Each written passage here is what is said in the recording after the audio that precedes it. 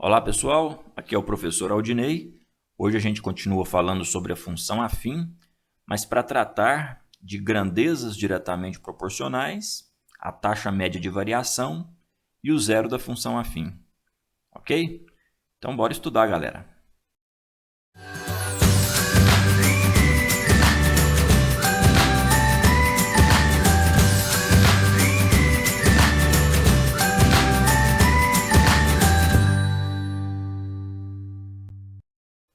Pessoal, retomando essa situação, problema já abordada na nossa última videoaula, da pista de ciclismo com marcações a cada 600 metros, onde um ciclista treina para uma prova de resistência com a velocidade constante e o técnico anotando aí de minuto em minuto a distância que esse ciclista já percorreu. A tabela aqui ao lado demonstra aí essas anotações do nosso técnico, né? Depois de 0 minutos, a distância é zero, né? Na hora que disparou o cronômetro ali, obviamente, distância é zero. Depois de 1 minuto, o cara já percorreu 600. 2 minutos, 1.200 metros. 3 minutos, 1.800. 4 minutos, 2.400. E por aí vai, né? O que a gente tinha percebido na última aula é que para cada instante x, vamos dizer assim, né? Eu tenho aí um correspondente y. Um único correspondente, inclusive. E isso, essa correspondência, né, entre essas duas grandezas, essa relação entre a grandeza tempo e espaço aqui, dada dessa maneira, né, para cada valor de x, para cada valor no domínio, eu tenho um único correspondente em y, um único correspondente no contradomínio que a gente chama de imagem, né, esses correspondentes aí. Então, isso aqui define uma função. Inclusive, essa função poderia ser representada graficamente, né? O gráfico seria esse conjunto de pares ordenados que a gente tem aí. O primeiro ponto aqui, por exemplo, né, o par ordenado 0 e 0. Aqui a gente já tem 1 e 600, o que indica para a gente, então, né, que o eixo da horizontal é o eixo do instante, não é isso? E o eixo da vertical é o eixo da distância, que no plano cartesiano a gente chama de eixo y. Enquanto da horizontal a gente chama de eixo x. Estão lembrados disso, né? Marcando aqui mais alguns valores, né? 2 minutos, no instante 2 minutos, o ciclista percorreu 1.200 metros. Instante 3, 1.800 metros. Instante 4, 2.400 metros. Então a gente tem aí esse conjuntinho de pares ordenados, onde fica fácil perceber, né, que se a gente dobrar, por exemplo, os minutos, a distância também dobra. Não é difícil perceber isso. Olha lá, 1 minuto, se eu dobrar, vira 2. Os 600 metros dobrou também, ó, 1.200. Se eu agora comparar o 2 com o 4, né? 2 minutos, se eu dobrar, vira 4 minutos. E olha lá a distância correspondente dos 4 minutos, né? É o dobro em relação a 1.200. Observação bem tranquila, mas daqui a pouco a gente vai tirar uma conclusãozinha aí dessas observações. Se eu triplicar também, né, os minutos, a distância também triplica, olha lá. 1 minuto triplicando vira 3 minutos. 600, que é de 1 minuto, triplicou, né? Virou 1.800. Coisa também fácil de observar aqui na tabela, né? Na correspondência aqui da tabela a gente já tinha percebido isso também, certo? Só que estamos usando aí a representação gráfica para ficar claro aí, né, que você tem um crescimento linear.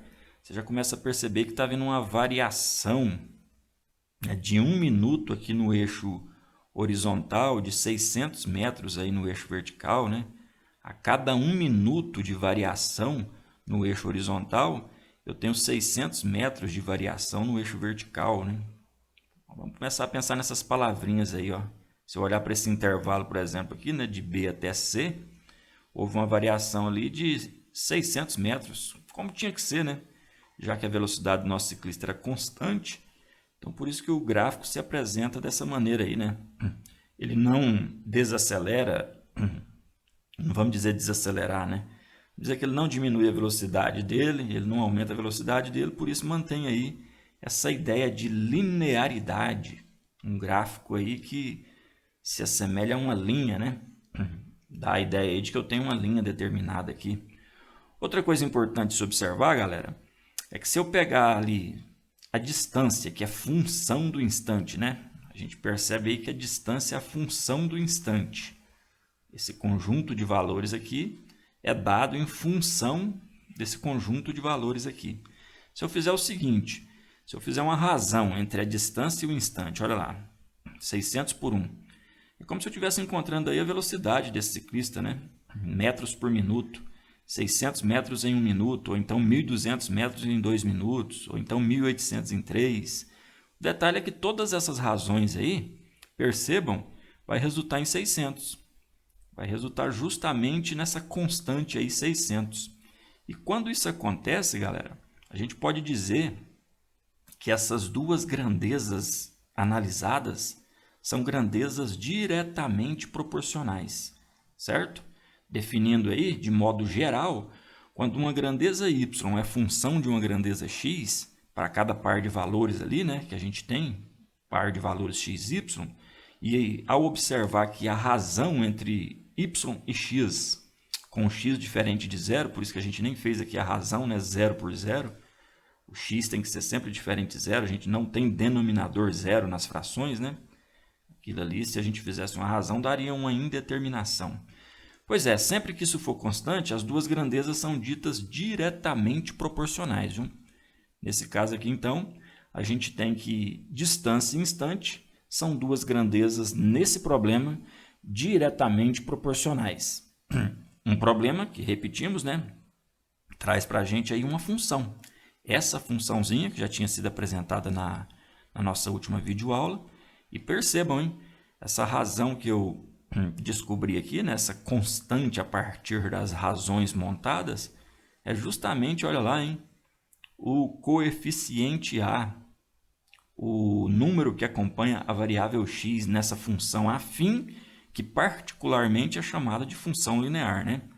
Já que o termo b dela está zerado. Tá aí, hein? Observação interessante aí a se fazer quando temos uma função linear. As grandezas aí apresentam essa proporcionalidade direta, são grandezas diretamente proporcionais. Nesse gráfico aqui também a gente vai perceber que para cada par de valores x, y, a razão y sobre x, né, a grandeza y sobre a grandeza x, também vai ser constante. Se eu pegar, por exemplo, aqui o ponto D tem coordenadas, né? Olha lá, ó, 2 no x, 6 no y. Então, esse aqui é o par ordenado que a gente pode indicar como sendo 2 e 6, né? Se eu fizer a razão y sobre x, porque é isso que o par ordenado nos traz, né? O par sempre nessa ordem aí, x e y. Se eu fizer a razão y sobre x, encontraremos 3. E se eu fizer aqui também a razão entre 1 e 3, observe bem aí que vai dar também o resultado 3, a constante que a gente está tanto acusando ali, né? Como o x tem que ser diferente de zero, né? A gente ignora aqui esse ponto B de indeterminação e vamos lá para aquele ponto A, onde nós teríamos ali o menos 1 no x e o menos 3 no y. De modo que a razão aqui, né? Se a gente fosse escrever a razão y sobre x, teríamos menos 3 sobre menos 1, que também resulta em 3. Beleza? Percebam, galera, percebam que esse 3 aqui está indicando a variação no eixo y. Ó. Quanto é que está variando no eixo y lá? 3 unidades. Observe bem isso. Essa variação aí é uma palavrinha importante para a gente já ir prestando atenção. Olha aí nesse intervalo de B até C, né? Variou 3 também. Nesse intervalo de A até B. Houve uma variação de 3 unidades. Essa variação que a gente descobre fazendo simplesmente essa razão, né? Y sobre x. A grandeza y sobre a grandeza x. E o legal é que se isso aí é uma função linear, né? A função linear tem essa característica de passar pela origem sempre o gráfico dela, né? Se é uma função linear, a gente pode, inclusive, a partir dessa observação da proporcionalidade entre as grandezas y e x, né, através dessa razão constante aí, definir a lei dessa função linear. Olha lá para você ver que a constante é justamente o coeficiente de x, né? É o termo a. Quando temos uma função linear, ela sempre vai ter essa cara, né? A vezes x. E o a é descoberto através aí dessa razão razão entre a grandeza y e a grandeza x. Beleza? Tá aí, observações importantes para a gente fazer no estudo da nossa função afim, particularmente aqui a função linear. Bom, vamos continuar analisando essa variação aí, né? A variação nos intervalos da nossa reta aí, olhando para eixo x, olhando para eixo y, só que agora a função não vai ser uma função linear, vai ser uma função afim. Função y igual a 3x mais 2 aí, beleza? Vamos lá, vamos definir alguns intervalos aqui. Se eu pegar, por exemplo, de A até B, qual foi a variação que ocorreu no eixo x? Qual foi a variação de valores que ocorreu no eixo y? Então, vamos lá. Pensando de A até B, partindo de A e chegando no B, né? Olha lá, olhando para o x, hein? Olhando para o eixo x, valor final é menos 2, valor inicial é menos 3. Então, vou fazer essa subtraçãozinha, né, para descobrir a variação. Valor final menos o inicial. Vou fazer lá o menos 2 menos menos 3, que vai dar 1. E os outros intervalos eu sigo o mesmo raciocínio. Olha lá, de B até C. Começa no B até chegar no C. Então, eu pego o valor final, onde eu cheguei, que é o menos 1, está aqui, menos o valor inicial, que é de onde eu parti. Então, menos 1 menos menos 2 também vai dar 1 aí, né? Tranquilo. Olha o último ali, ó, de A até F. Olha, parti do ponto A até aqui, ó, no ponto F. Então, você vai observar que o valor final lá do ponto F é o valor 2. Olhando para o eixo x, hein, galera? O valor final lá é 2. E o inicial, lá do ponto A, é menos 3. Por isso que a gente tem a conta aqui 2 menos menos 3, que dá 5. Certo? Tranquilo. Variação no eixo x. Esse ΔX aqui indicando a variação no eixo x. A gente pode fazer a mesma análise para o eixo y, né? De A até B, por exemplo, olha lá, ó, o valor final do y menos o valor inicial. Olhando para o y, por isso que está lá menos 4, menos menos 7. Se eu olhar de A até F, como a gente fez anteriormente, do ponto A até o ponto F, o valor final no eixo y é 8. O valor inicial no eixo y é menos 7. Então, por isso que a gente tem a conta ali 8 menos menos 7. O que a gente fazia anteriormente, né? Naquela história lá de analisar a proporcionalidade entre as grandezas y e x. A gente fazia uma razão entre a grandeza y e a grandeza x. Se eu fizer aqui agora uma razão entre essa variação de y e de x, né, que a gente descobriu aqui, vai perceber, galera, que em todas as razões também a gente encontra o mesmo valor. E esse valor aqui é o que a gente chama de taxa de variação da nossa função. É como se indicasse aí o crescimento dessa nossa função, né? O quanto varia, o quanto ela cresce a cada instante aqui, se no caso a gente tivesse um problema falando de instante, né? A cada instante de 1 minuto ali, a gente tem a variação ali de 3 unidades. Não é isso que a gente percebe? Olhando aqui, por exemplo, o ponto D para o ponto E, percebe que variou 3 unidades. É isso. Taxa de variação, quando se fala em taxa de variação, é essa simples razão aí entre a variação do eixo y dividido pela variação no eixo x. Certo?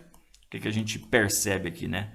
Se temos a função afim dada por essa lei, quem vai indicar então a taxa de variação para a gente é o coeficiente A. Sempre que você tiver a lei dada, o coeficiente A é justamente a taxa de variação. Se você tiver só o gráfico, né, essas continhas aí te darão essa taxa de variação. Se você pegar um intervalo ali e fizer, né, a razão entre a variação de y dividido pela variação de x, você encontra a taxa de variação. Mas se o exercício te trouxer a lei, basta olhar o coeficiente A.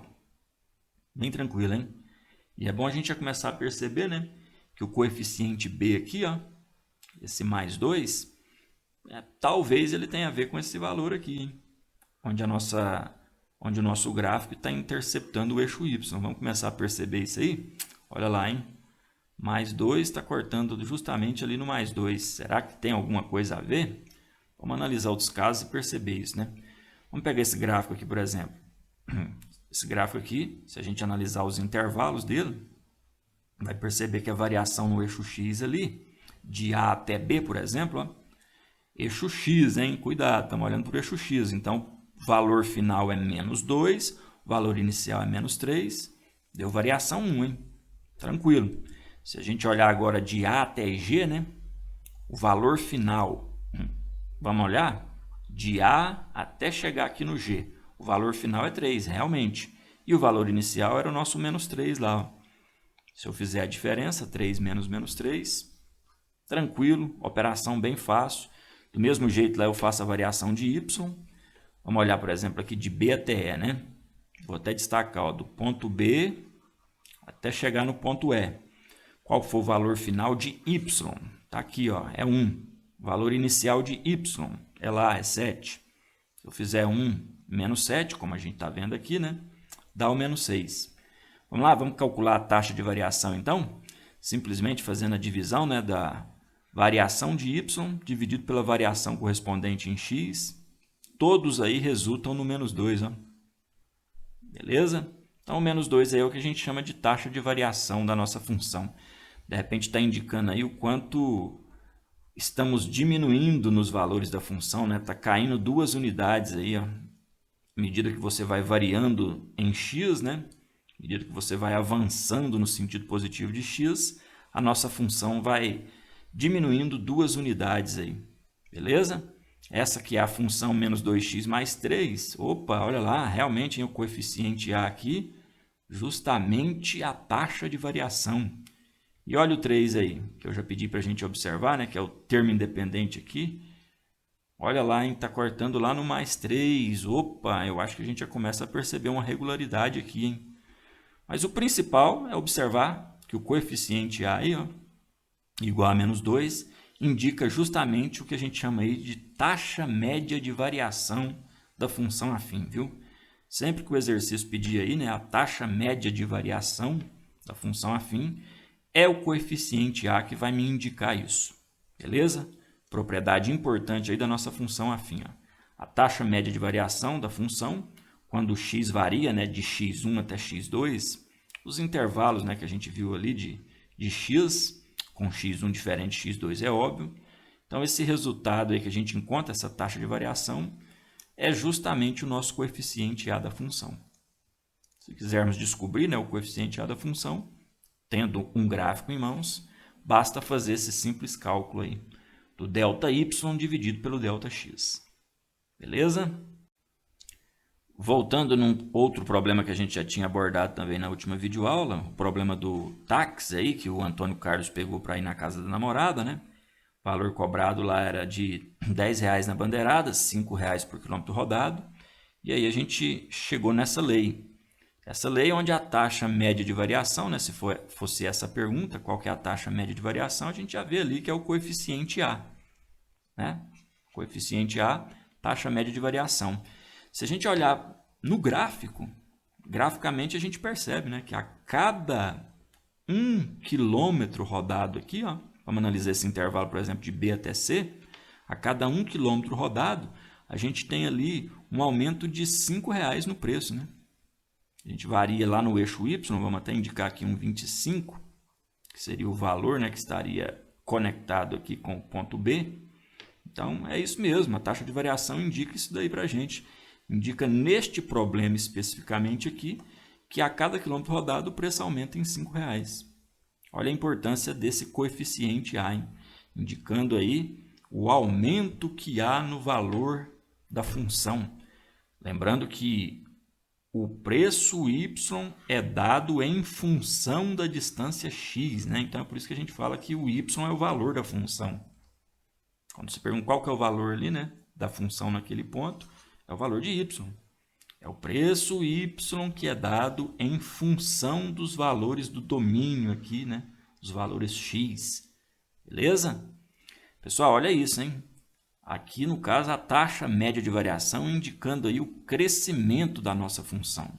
E está aí um assunto importante da gente definir, né? Quando é que uma função afim é crescente e quando é que ela é decrescente? Se eu analisar aí os pares de valores, né, de uma e de outra, eu vou perceber que na primeira tabelinha, o x aumenta e o y também. Se você observar bem aí, ó, os valores de x vão aumentando na tabela 0, 1, 2, 3. E os valores de y também vão aumentando. Tranquilo demais de perceber. Enquanto que nessa outra, o x está aumentando, olha lá, mas o y está diminuindo, beleza? Então, no primeiro caso, a gente chama a função de crescente. À medida que x aumenta, né, o y também aumenta. E na outra, a gente diz aí que é uma função decrescente. Uma maneira fácil e prática de perceber se a função é crescente ou decrescente é usando a taxa de variação. Se a taxa de variação for positiva, e ali a gente está vendo que ela é positiva, né? É 3, é maior do que 0, beleza? Então a função é crescente. Agora, se ela for negativa, e ali a gente está vendo isso, vamos sempre ter aí uma função decrescente. Muito bom, hein? A taxa de variação pode nos ajudar, então, a classificar as funções afins em crescente ou decrescente. Basta olhar se ela é positiva ou se ela é negativa. Mas também olhando a variação aí, né, de x e de y, percebendo aí, né, que x aumenta, y aumenta, então temos um crescimento no valor da função. X aumenta, y diminui, temos um decrescimento. Outra coisa importante aí sobre esse coeficiente a das duas funções é que a gente pode estar chamando ele também de coeficiente angular. Por quê, né? Você vai observar ali que ele está atrelado com essa ideia do ângulo formado pela reta e o eixo x. Se a gente tem, por exemplo, aí um ângulo agudo, esse ângulo formado entre a reta e o eixo x, nesse sentido anti-horário sempre, né, que a gente vai estar analisando. Olha lá, quando o ângulo é agudo, a gente tem um coeficiente angular aí que é positivo. E quando a gente tem ali um ângulo obtuso, um coeficiente angular que é negativo. Bem tranquilo aí, hein? Coeficiente angular porque ele está aí atrelado a essa ideia de ângulo formado entre a reta e o eixo x. Agora, o outro coeficiente também que eu já tinha pedido para a gente observar, né? Coeficiente b aqui, ó, o termo independente. Olha só para você ver, hein? Ele indica onde a reta intercepta o eixo y, certo? Olha lá, quando é 3, intercepta no 3. Quando é 2, intercepta no 2. Esse coeficiente aí também tem um nome especial que a gente vai dar, que é coeficiente linear, hein? Coeficiente a da nossa função y igual a x mais b é coeficiente angular. E o b é o coeficiente linear. Tranquilo? Nomes importantes para a gente guardar em mente aí, hein? E para fechar, já que a gente está analisando essa história de onde a reta corta o eixo y, né? Onde corta o eixo y, a gente viu aqui, nesse caso aqui, ó, mais 1 está indicando que realmente ela corta lá no 1, o menos 4 ali, está indicando que ela corta realmente lá no menos 4. Se a gente analisou essa história de onde ela corta o eixo y, vamos ver se dá para descobrir também, através de algum cálculo ou de alguma observação, onde ela corta o eixo x. Eu já vi aqui, por exemplo, que não tem nada a ver com o coeficiente a, hein? O coeficiente b indica onde corta y. Mas e o a? Será que ele indica onde corta x? Na verdade, não, viu? Na verdade, o que vai indicar isso para a gente é o que a gente chama de raiz ou zero da função afim. Você tem uma função afim aí dada por essa lei, né? Ax mais b. A diferente de zero sempre, senão vai se tornar a função constante. O número real x, que a gente descobre zerando a função, tornando essa função aí igual a zero, é o que a gente chama de raiz ou zero da função afim. Como assim, professor? O que é isso que você está falando? Vamos, por exemplo, pegar essa primeira funçãozinha aí, essa em vermelho, certo? Que eu estou vendo que está interceptando o eixo x lá no valor 1, está interceptando aqui também no valor 1, mas eu já sei que é por conta do coeficiente b, do termo independente aqui, do coeficiente linear que a gente está chamando agora. Agora, aquele 1 a gente descobre zerando a função, galera. O que é isso, zerar a função? Lembrando que o y aqui é sinônimo, né, de f de x. Y e f de x são linguagens diferentes aí dentro do estudo da função. Então, vamos zerar o f de x. Vamos simplesmente tirar o f de x e colocar zero no lugar dele. O restante da função continua. Se eu jogar o x para o outro lado, né, tá aí, ó, x igual a 1, justamente indicando onde essa reta em vermelho, referente à função y igual a menos x mais 1, intercepta aí o eixo x, certo? Esse valor aqui da abscissa do ponto onde a reta intercepta o eixo x é o que a gente chama de raiz da nossa função. Vamos olhar para outra? Vamos transformar também em f de x, né? Vamos zerar esse f de x, jogando 4 para o outro lado, passando 2 dividindo, a gente vai chegar que o x é igual a 2. E olha lá que legal, hein? Justamente onde ela intercepta o eixo x. Ó. O coeficiente linear indicou que cortava no menos 4. Zerando a função, né? Colocando o y igual a 0 e resolvendo aqui essa equaçãozinha, a gente encontra ali o que a gente chama de raiz, ou também o zero da nossa função afim, certo? Bom, de maneira geral, a gente pode perceber também, dá para fazer um cálculo rápido aí para descobrir esse x, pegando lá o coeficiente linear dividido pelo coeficiente angular, né? Você pega lá menos o coeficiente linear sobre o coeficiente angular. Se eu olhar para a primeira aqui, por exemplo, ó, vamos ver se realmente vai dar 1. Eu pegaria lá o menos 1, né?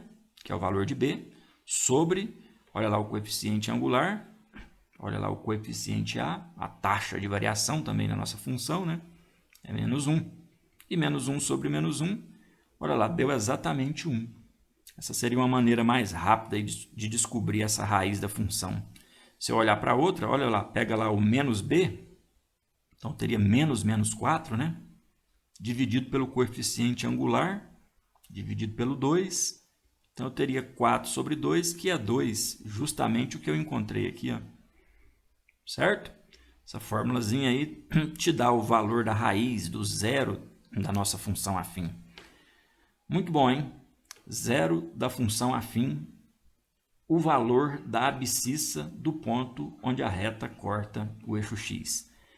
Lembrando que essa é uma função decrescente, né? Porque o coeficiente angular está negativo. Essa é uma função crescente, porque o coeficiente angular está positivo. Tudo que discutimos na nossa videoaula de hoje, que a gente pode inclusive encerrar por aqui e partir para a nossa lista de exercícios para reforçar ainda mais. Muito obrigado pela atenção e até a próxima, pessoal.